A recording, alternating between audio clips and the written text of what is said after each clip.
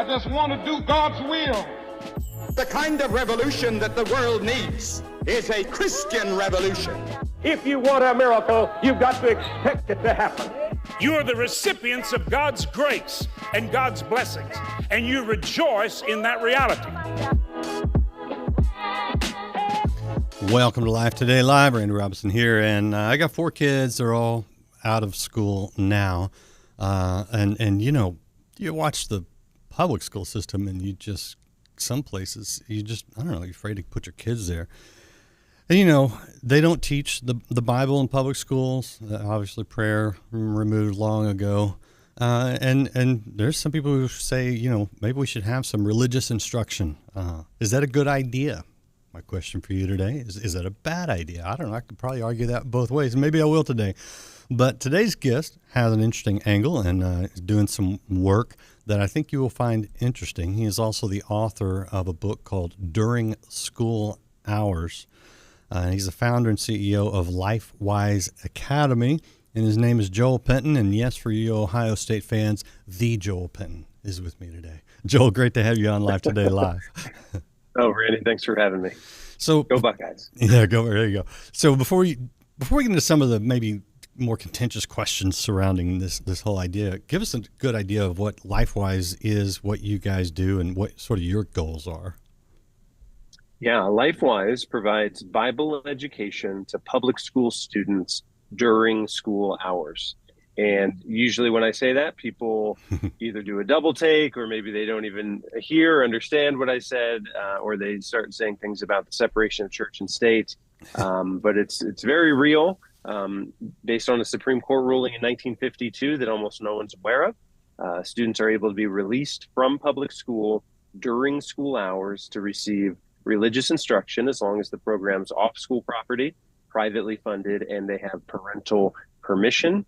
However, this ruling by the Supreme Court in 1952 has really kind of just been sitting dormant under the radar, not really taken advantage of.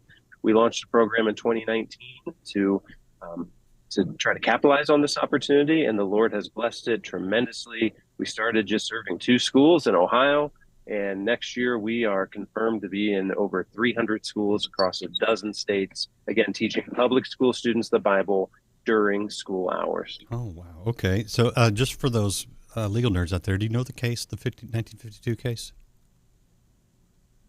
What the name of it is? Oh, yes. I'm sorry, Zorach versus Clausen. Okay. So if anybody is like, I don't know about that, go look it up. And nothing has happened, I'm assuming, since then to reverse that decision? No, absolutely not. In fact, far from it. States continue to pass laws about what's known as released time religious instruction. Now 26 states have laws on the books about release time. And in recent years, some states have been passing their laws or expanding their laws. And so everything is trending in that direction. Do you know if there happens to be anybody who's been taking advantage of this? Maybe some, Orthodox Jews or Mormons or anybody? Is anybody, even Muslims, anybody taking advantage of this? Yeah, great question. And your hunch is correct. Those groups that have probably taken most advantage of it are those that have a very unified identity and the infrastructure. And so you mentioned the Mormons. So if you were to go to Utah, you'd see that beside many of the public schools is a educational facility for the Mormon Church. So they've been taking advantage of this for years, as well as in many predominantly Catholic communities. There's a lot of these towns. I'm from Northwest Ohio, and there's some of these small towns that are almost entirely Catholic, and they'll often take advantage of it. But for the majority of communities, people have never even heard of it. And so we're just now trying to get going with it. Very, very interesting. So what does it look like? So I go obtain a property close to a school and work with the school to get some kind of release. Can the school say no? Well, some of these questions that you're starting to ask is what we believe is one of the reasons why it hasn't really spread for the last 70 years, is because all sorts of questions of logistics and, how do you do this start to pop into your head. And we've realized that it's essentially like starting a private school, because you do have to figure out facility, transportation, curriculum, all of those many logistics. And so what we've done with Lifewise Academy is we're providing all the infrastructure, all the templates, all of the coaching through that entire process. And so what we would tell you is the first thing you need to do is to create community support. And we've systematized that through basically a petitioning process, what we call a community interest list. We'd encourage you to get at least 50 people to sign on to this community interest list, because when we do eventually go to the school, which is step 6 of 10, we want to make sure they see, no, the whole community is behind us. This isn't just Randy's idea, right? Like the whole community wants to provide this. And then, there's a list of things. Find the facility, find the transportation, but it starts with building that interest. Is it limited to certain grade levels? It is not by law. In fact, students in high school in some states can receive school awarded credit for their release time course, which isn't taught by the school, which is taught by local Christians. But we with Lifewise tend to start at the elementary age, and that's where we see really phenomenal participation rates. In fact, participation rates that some people don't even believe, but they are real. Like, we have a school in Northwest Ohio. There's 1,000 students in the elementary school. Over 900 of them are in our program. Wow. And so 5 days a week, 5 times a day, 2 classrooms at a time, we pick up in a bus, take them to the local YMCA, teach them a Bible class, bring them back and get the next group. And so every student gets it once per week on a rotation. Everybody gets about an hour-long Bible class. We start in elementary and then expand the program into the latter grades as those kids age up.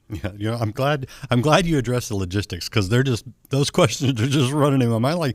Like how do schools maintain security when they're turning students over to someone else for a period? I mean, those kind of things are tough. But so, I mean, that's what you do, is walk everybody through all that.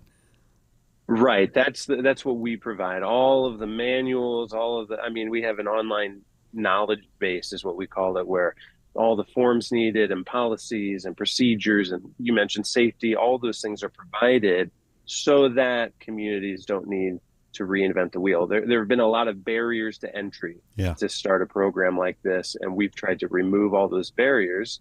And what we're seeing is that now that they're removed, many communities are jumping in on this. And we're seeing, this past year we had over 15,000 kids enrolled in Lifewise Academy. Next year that will more than double. And so it's very possible. Yeah. And of course, by removing barriers, you mean by addressing them and taking care of them and providing answers for them, which is that's exactly right. Yeah. So when you get to the curriculum, who decides that? Because I know you know what denominations are, right?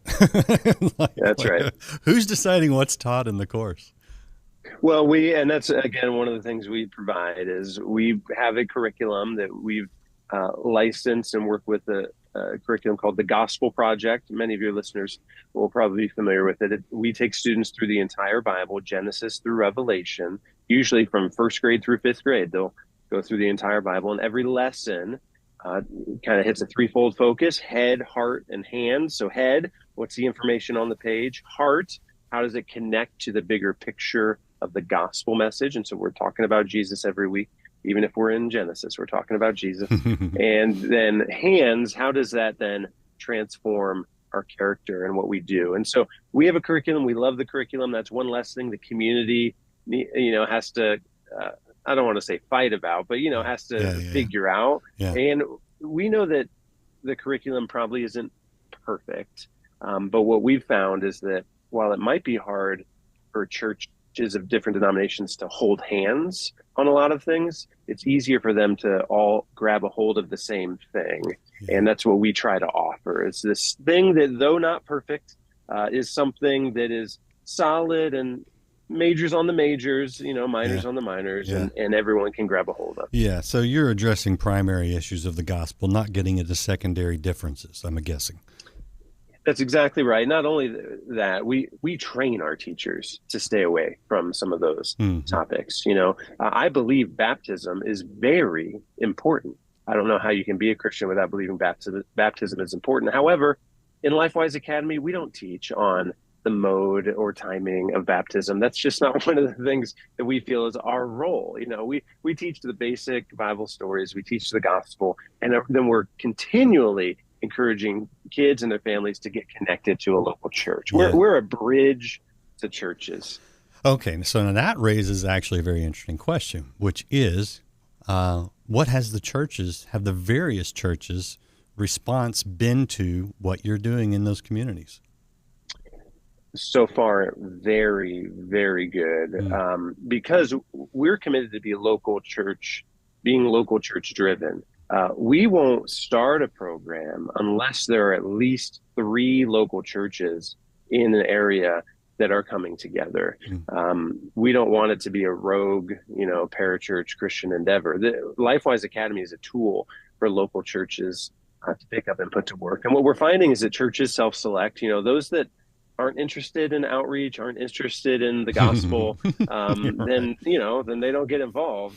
But we have seen broad partnership, and I think that we're it's a perfect storm of factors in terms of timing. And part of it is that churches are more willing to partner together now, I believe, than they have been in decades, because they see what's happening in the culture. And Peter Kreeft recently said, when a maniac is at the door, feuding brothers reconcile. And that's what I think we're seeing in our communities, is that there's a cultural maniac beating down the door, and churches are saying, if we don't get together on some things, then we're going to give up. Yeah. All right. So you've got this book, During School Hours, is available. And what is the book? Is it more sort of philosophical, or is it more instructional? What are they getting in the book? Yeah, well, it's really both. I mean, the subtitle of the book is Why and How Lifewise Academy is Reinstalling Religious Education into the Public School Day. And so it talks a bit about the history, how religious instruction was absolutely central to the first public schooling in our nation, and the history of how it was removed, and then makes a case for why it's so critical that we put it back, that as being the foundation. When you've removed a foundation, well, you know what happens to a building, right? It crumbles. When you remove the hub from a wheel, it collapses. And that's what we see happening in real time. And so it talks about some of the advantages, or even the clear statistical benefits of academics and mental health and character that you see when religious instruction is included. And so that's the first half of the book, is kind of the why. And hopefully by the end of the first half, everybody is saying, oh boy, what is there anything we can do to make this thing happen? And then of course the second half is, yes, here's how we can do it. Here's this opportunity, which we believe is the single greatest missed opportunity to reach kids with the Word of God. And it's this thing of release time religious instruction. And it tells the story of how we, with Lifewise Academy, have kind of stumbled upon this opportunity, and how the Lord is using it. And so it does include, how any community can get started immediately to reach their local kids. Okay, great. So if anybody's interested, you can pick up the book. I'm assuming they can go to the website and find out. Somebody's like, okay, this is very interesting, I want to know more. Website's the best place to go? Yes, lifewise.org. You can link to the book there. Of course, the book's available at Amazon and Barnes & Noble and other places. But Lifewise, LIFEWISE.org. That's where you can have all your questions answered. We have scores of videos and Q&A, and that's also where you can look up your own local school district.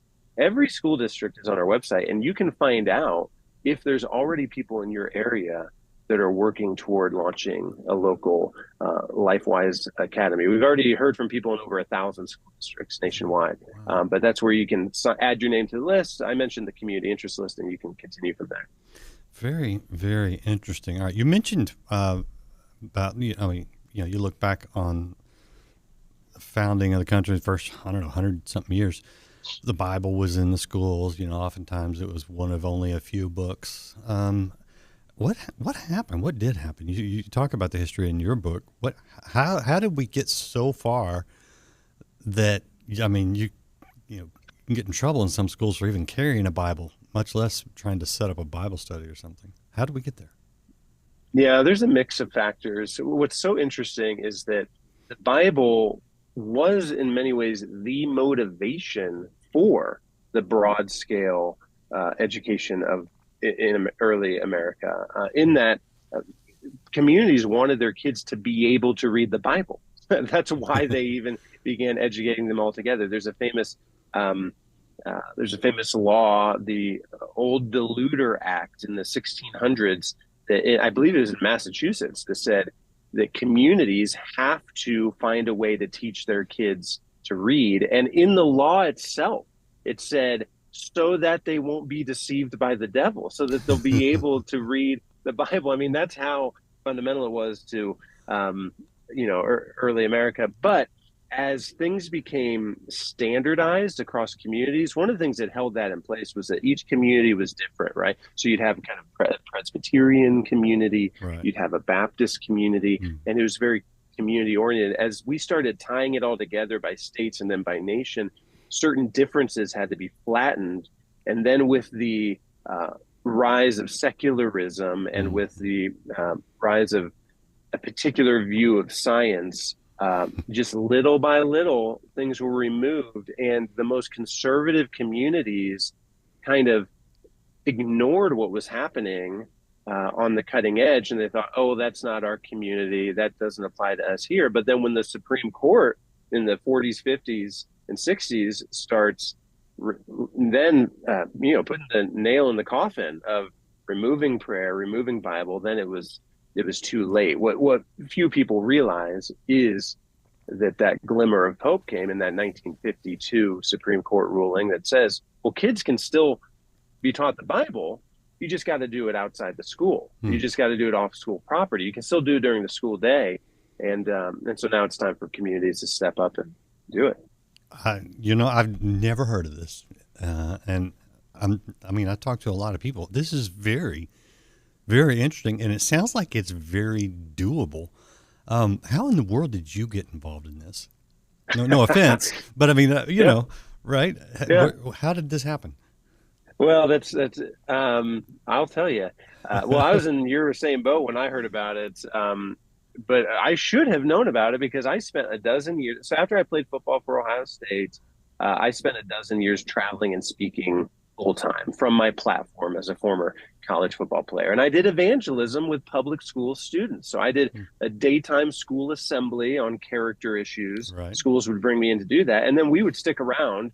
I had a band that traveled with me. We'd stick around at night and invite students to come back at night, and we'd share the gospel in the evening. Yeah. And so I was a professional or full-time school-oriented ministry person, and I'd never heard of this thing until I was in my hometown, and an acquaintance of mine said, hey, Joel, we'd really like you to help us with our release time religious instruction program here in town. And I said, this is to my friend Tim. I said, Tim, I don't know what that is. Yeah. And he said, oh, well, we take kids out of the school during the day, we teach them the Bible, and then we take them back. And I said, that sounds illegal. You better not tell many people that, you'll end up in prison. And that's when he pointed out to me the Supreme Court ruling, the state law in Ohio that is in, more than half of the states. And he said he wanted me to help figure out why more communities didn't have the program. He thought, here's the hometown guy and he's leading this growing ministry that's with schools. Maybe he can help us figure this out. I tell people that's the day that I gave up sleeping. Because when I saw this opportunity, it just all clicked for me that this is the greatest missed opportunity. I mean, effectively, I was done speaking, and this has been my sole focus because I think that there's no reason we can't make release time Bible education available to every one of the 50 million students in America. And we've spent 5 years now developing the tools that any community can put to work. So you went and founded Lifewise Academy in 2019, right? That's right. 2019, we launched 2 programs. And then COVID. Right. So 6 months after we launched our 2 programs, and we were so excited about them, 60% of kids in each one signed up. We thought, oh no, the pandemic has destroyed things, but we continued to grow through it. And then we set a goal to serve 25 schools by 2025. That was our goal, 25 by 25. And the very next year in 2021, we were serving 36 schools. And we said, oh boy, the Lord is using this. And here we are. It's only 2023, right? And we're set to serve over 300 schools next year. And yeah, it's just, the Lord is good. All right. I really like this idea. It makes a lot of sense. Have you been labeled a hate group by anybody yet? Have you gotten any pushback? You know, it's been, the pushback, while we've had some, has been somewhat minimal. I think it's because the schools were batting, well, about 90% of the time once we talk to the school, and we make sure we have all our ducks in a row before we talk to the school. So I'd say that if someone's listening and thinking, I'm going to call up my local superintendent, please don't. Yeah. Follow the process. Once we sit down with the school, we're successful 90% of the time. I think it's for a few reasons. Number one, the schools are so desperate now for anybody to come and help as character crumbles, as the mental health crisis rises. And number two, it's so clear legally.